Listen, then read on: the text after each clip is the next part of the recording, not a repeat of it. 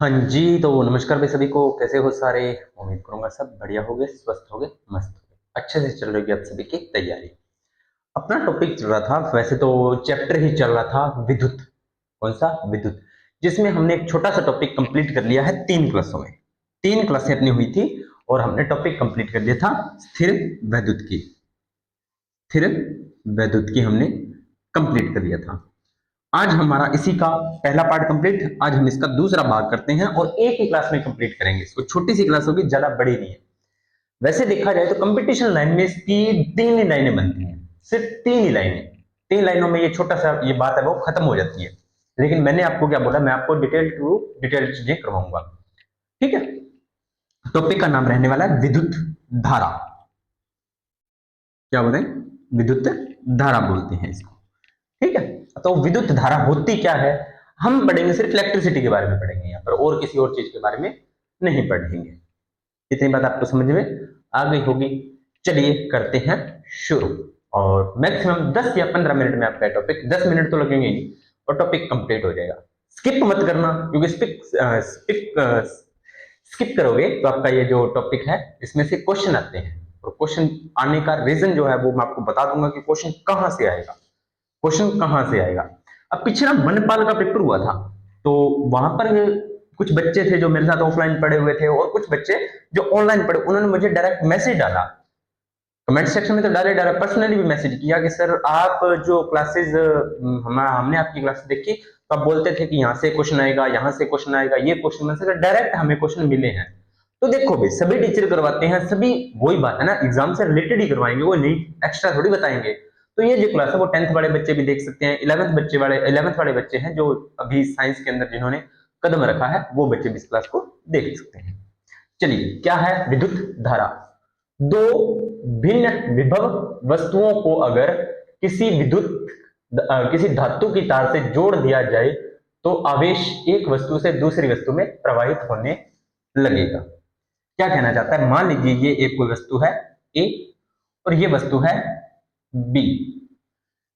ठीक है। अब यहां से इसके बीच में मैं एक क्या लगा दूं? धातु की तार। अब धातु की तार मतलब क्या मैं इसे चालक बोल सकता हूं? हाँ जी सर, बोल सकते हो। क्या मैं इसे चालक बोल सकता हूं? हाँ जी, बोल सकते हो, क्योंकि धातु होती है वो विद्युत की क्या होती है? सुचालक होती है। अब मैं अगर इसको तार न लगाऊं इसके बीच में, तो क्या मैं यहां से आवेश को यहां पर पहुंचा सकता हूं? क्या मैं आवेश को यहां से यहां पहुंचा सकता हूं? नहीं पहुंचा सकता, क्योंकि बीच में कुछ है ही नहीं, माध्यम ही नहीं है ना? तो यहां से यहां तक पहुंचाने में मुझे माध्यम की जरूरत पड़ेगी।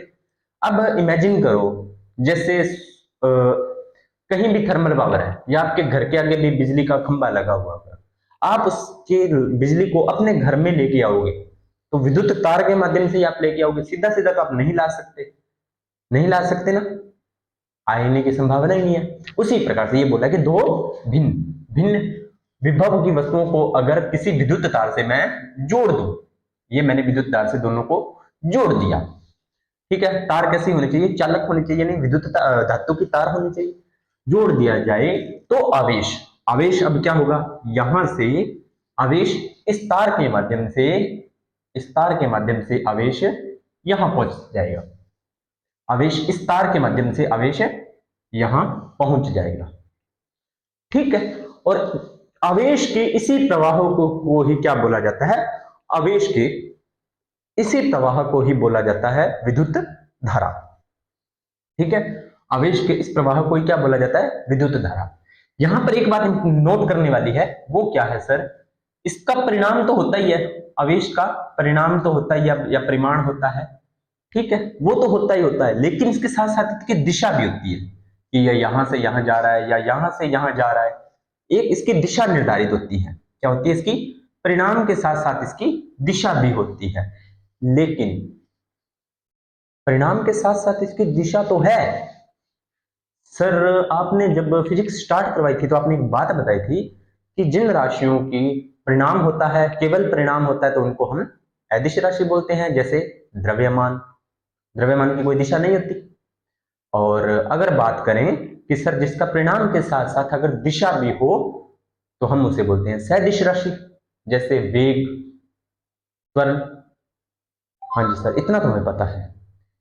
लेकिन विद्युत धारा के पास परिणाम भी है और दिशा भी है, फिर भी ये अदिश राशि होती है। स्टार लगाओ इस बात को। विद्युत धारा एक कौन सी राशि होती है? अदिश राशि होती है। क्यों? इसके पास परिणाम और दिशा दोनों है। परिणाम भी है और दिशा भी है, फिर भी ये अदिश है। मैंने क्या बताया था, साइंस के अंदर जहां साइंस वहां कुछ ना कुछ लॉजिकल चीजें होंगी, अपवाद भी होते हैं, लेकिन अपवाद ज्यादा केमिस्ट्री में होते हैं। ठीक है, तो अदिश राशि ये क्वेश्चन एग्जाम में पूछा जाता है और पूछा गया है बहुत बार, कि अब सभी को पता है कि विद्युत धारा के अंदर दिशा भी होती है, आप आइडिया लगा लेते हो, लेकिन यहां पर ये इंपॉर्टेंट क्वेश्चन बनता है कि विद्युत धारा एक अदिश राशि है। कई बार थोड़ा सा अगर एग्जामिनर गहराई में जाता है, कई बार एग्जामिनर को, मैंने एक ना अभी परसों 2-3 दिन पहले एक शॉर्ट वीडियो डाली थी, अच्छा रिस्पॉन्स आया उस वीडियो का। क्या उस वीडियो में मैंने यही बोला था कि एग्जामिनर आपको पास करने के लिए एग्जाम नहीं लेता, आपको फेल करने के लिए लेता है ना, परीक्षा से बाहर करने के लिए लेता है। वो चीजें, वो वीडियो अच्छी चली थी, तो उसमें भी मैंने यही बताया था। अब अगर एग्जामिनर थोड़ा डीपली जाए तो वो पूछेगा कि विद्युत धारा ये तो आपने बता दिया कि अदिश राशि है, लेकिन दिशा और परिणाम दोनों होने के बावजूद भी अदिश राशि क्यों? क्योंकि क्योंकि ये जोड़ के त्रिभुज के नियम का पालन नहीं करता। क्योंकि जोड़ के त्रिभुज के नियम का पालन नहीं, जोड़ का त्रिभुज का नियम या जोड़ का त्रिभुज नियम करवाऊंगा आगे क्या होता है क्या नहीं। ठीक है, जोड़ के त्रिभुज नियम का पालन नहीं करता, इस वजह से ये अदिश राशि होती है। इतनी बात आपको समझ में आ गई। आगे बात, धारा निम्न विभव से उच्च विभव की ओर प्रवाहित होती है। ये बात आप फिर स्टार लगाओ, क्योंकि मैंने आपको बोला था मैं इंपॉर्टेंट चीजें लिखूंगा, ऐसे नहीं भाई कुछ भी लिख देंगे। धारा क्या होती है? हमेशा निम्न विभव से उच्च विभव की ओर प्रवाहित होती है। किंतु परंपरा के अनुसार हम यह जानते हैं कि धारा का प्रवाह इलेक्ट्रॉन के प्रवाह के विपरीत दिशा में होता है। परंपरा के अनुसार तो हम यही जानते हैं कि धारा का प्रवाह क्या होता है? इलेक्ट्रॉन के प्रवाह के विपरीत दिशा में होता है। ठीक है, परिणाम व दिशा दोनों होने के बाद भी ये अदिश राशि होती है, क्योंकि ये जोड़ के नियम का पालन नहीं करता। ठीक है, ये इतनी सी बातें हैं। तो अभी आपको दो क्वेश्चन मिले हैं कि विद्युत धारा क्या होती है, तो आपको विद्युत धारा में इतना ही ध्यान रखना है कि विद्युत धारा जब दो भिन्न भिन्न आवेशों को एक धातु की तार से जोड़ दिया जाता है तो आवेश स्थानांतरित होता है, उसे ही हम विद्युत धारा कहते हैं।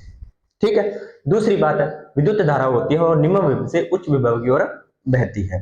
तीसरी बात है विद्युत धारा एक अदिश राशि होती है परिणाम और दिशा होने के बाद भी। चौथी बात, क्यों होती है? त्रिभुज के जो जोड़ का त्रिभुज का नियम होता है उसकी पालना ये नहीं करता। चलिए अब आगे क्या बातें हैं वो देखते हैं।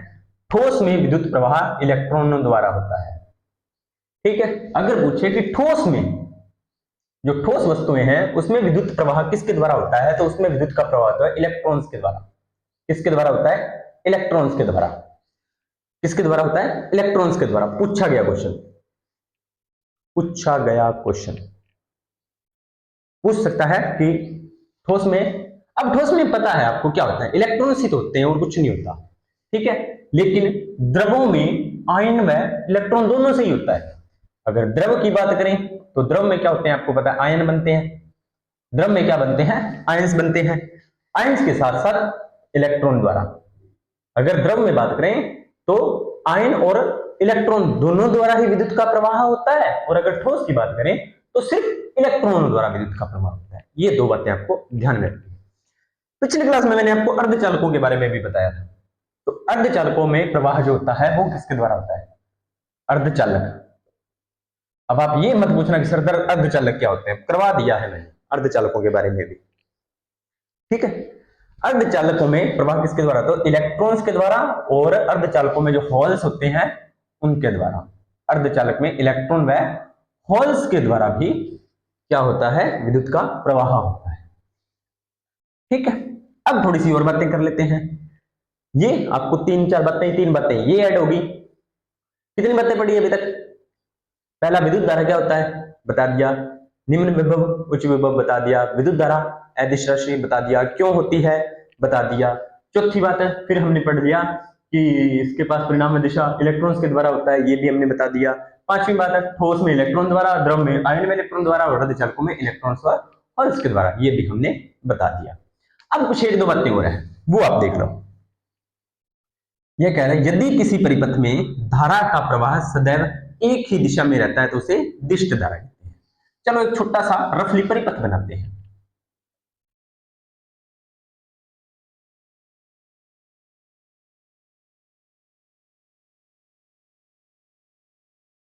अगर धारा का प्रवाह इसमें एक ही दिशा में हो, रफली बनाया मैंने ये, इस प्रकार की धारा का प्रवाह अगर एक ही दिशा में हो, इस प्रकार को बोलते हैं दिष्ट धारा।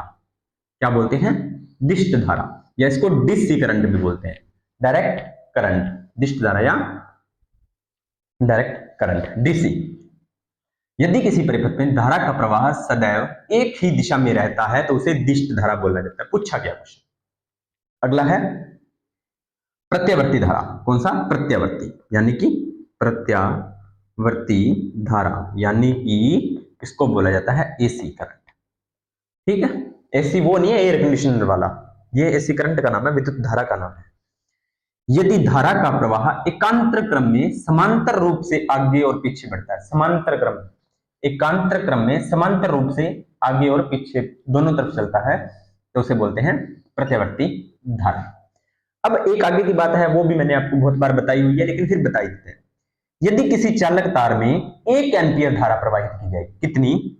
1 एम्पियर। अगर किसी ये मान लीजिए चालक तार है, इसमें मैंने धारा का प्रवाह किया है 1 एम्पियर किया जाता है, तो उस तार में प्रति सेकंड, तो इस तार में 1 सेकंड में, यानी कि प्रति सेकंड का मतलब 1 सेकंड, 1 सेकंड में 6.25 इंटू 10 टू पावर 18 इलेक्ट्रॉन इस सिरे से प्रवेश करते हैं और इस सिरे से बाहर निकलते हैं। हर सेकंड में इतने इलेक्ट्रॉन बाहर निकलते हैं। कब? जब आप 1 एम्पियर की धारा प्रवाहित करते हो, जब आप 1 एम्पियर की धारा प्रवाहित करते हो तो 6.25 इंटू 10 टू पावर 18 इलेक्ट्रॉन एक सिरे में प्रवेश करते हैं और दूसरे सिरे से बाहर निकलते हैं। ठीक है जी। अब आप सोच रहे हो कि सर इसमें तो कुछ नई चीज तो ऐड हो ही नहीं रही, धारा, इलेक्ट्रॉन आ रहे हैं, इलेक्ट्रॉन जा रहे हैं, लेकिन ये इलेक्ट्रॉन आते कहां से हैं? कहां से आते हैं? तो इसको बनाए रखने के लिए एक बल होता है जिसे बोलते हैं विद्युत वाहक बल, और यह बल हम बाहर से उत्पन्न करते हैं। कैसे? धारा का लगातार प्रवाह प्राप्त करने के लिए।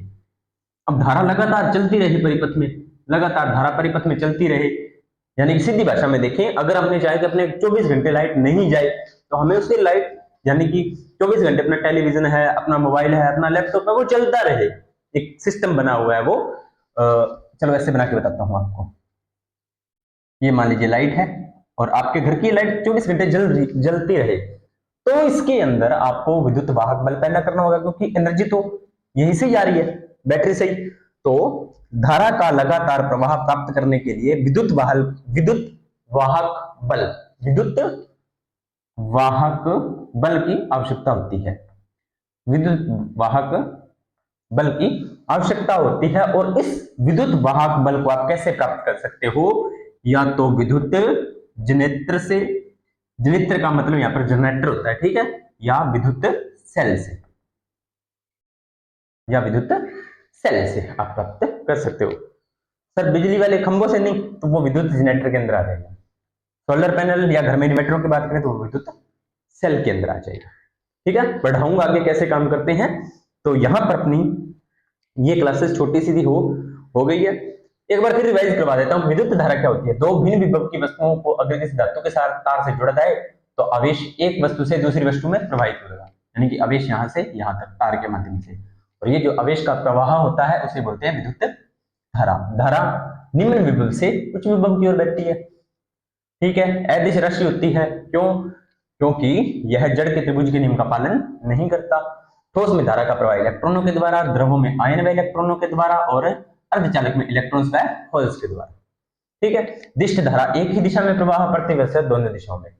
1 एम्पीयर धारा के प्रवाह में इतने इलेक्ट्रॉन प्रवाहित होते हैं। विद्युत वाहक बल जरूरी होता है जो विद्युत जनरेटर और विद्युत सेल से आप प्राप्त कर सकते हो।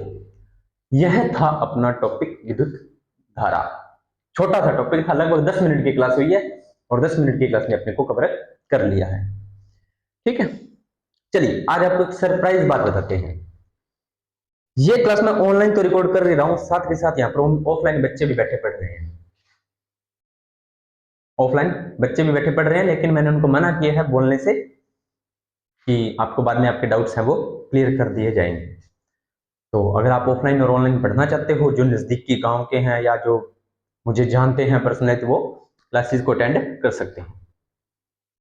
इसके अलावा आपको किसी भी जॉब इन्फॉर्मेशन या कुछ और अनदर स्टडी से रिलेटेड कुछ भी इन्फॉर्मेशन चाहिए हो तो आप कमेंट सेक्शन में डाल सकते हो। तो मिलते हैं नेक्स्ट वीडियो और नए टॉपिक के साथ। फिजिक्स का ही नई टॉपिक रहने वाला है, विद्युत सेल। मिलते हैं नेक्स्ट टॉपिक और नई वीडियो के साथ, तब तक आप सभी का धन्यवाद।